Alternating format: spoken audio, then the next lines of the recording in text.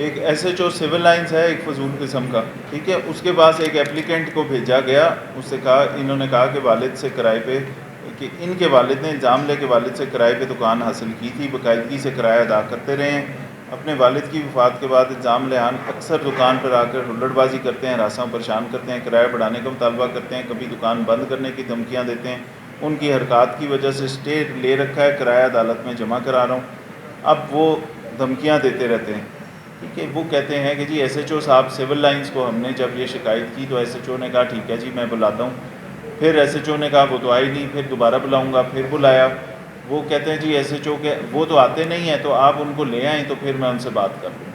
تو S H او کے پاؤں پہ اگر مہندی لگی ہوئی ہے، اگر کمپلیننٹ نے اس لیے ذلیل و خوار ہوتے رہنا ہے کہ آپ کا ایس ایچ او کے کہنے پہ وہ بندہ تھانے نہیں آیا، تو یہ تو کس قسم کی پبلک سروس ڈلیوری ہے؟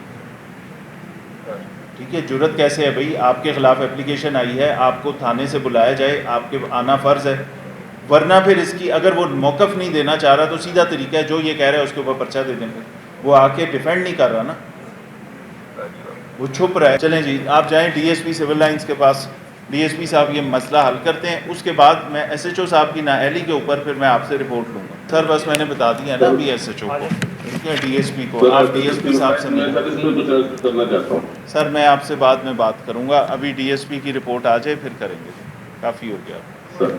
چلیں جی۔ نام لگے گا کرپشن کا، تو اس لیے ہم نے پولیس کو کہا کہ اس سے پیچھے رہیں۔ میں سمجھ گیا ہوں کیس ٹو کیس مختلف ہوتی ہے نا بات، میں دیکھتا ہوں آپ کی بات صحیح ہوئی تو بالکل آپ کی مدد کرتے ہیں۔ سیدہ مہوش، خفیہ انکوائری کراؤں گا اس پہ کہ آپ کا بھائی اس سے پہلے منشیات بیچتا تھا یا نہیں بیچتا تھا، ٹھیک ہے، وہ میں جو خفیہ انکوائری کی رپورٹ ہوئی وہ بتائیں گے۔ ہاں تو وہ فون میرے لیے ثبوت ہے نا اس کی گناہ گاری کا یا بے گناہی کا، ٹھیک۔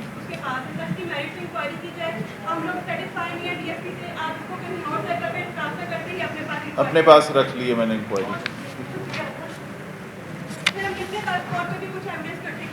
وہ سارے آپ دیں گے ادھر۔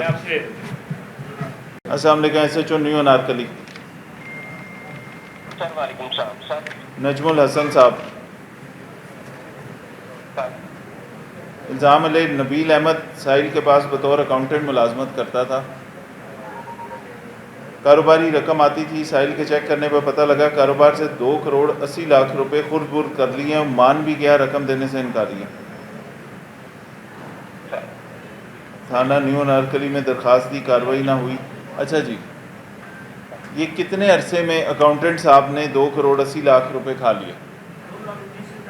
2019 سے وہ آپ کا اکاؤنٹنٹ ہے، وہ 2019 سے پیسے کھاتا گیا، اب آپ نے 2026 میں حساب کیا تو آپ کو لگا کہ جو 2,80,00,000 روپے ہیں یہ اس اکاؤنٹنٹ نے خرد برد کیے ہوں گے، تو آپ چاہتے ہیں کہ آپ اس اکاؤنٹنٹ پہ پرچہ دے دیں، ٹھیک۔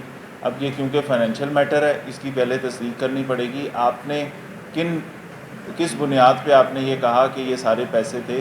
2019 سے آپ حساب کتاب نہیں کر رہے تھے، وہ ساری چیزیں ایک سائڈ پہ، وہ کاغذ اور ریکارڈ اپنا دکھائیں، اس کے مطابق فیصلہ کر دیتے ہیں، ٹھیک ہے۔ ایس پی صاحب اس کو کس سے کرائیں گے؟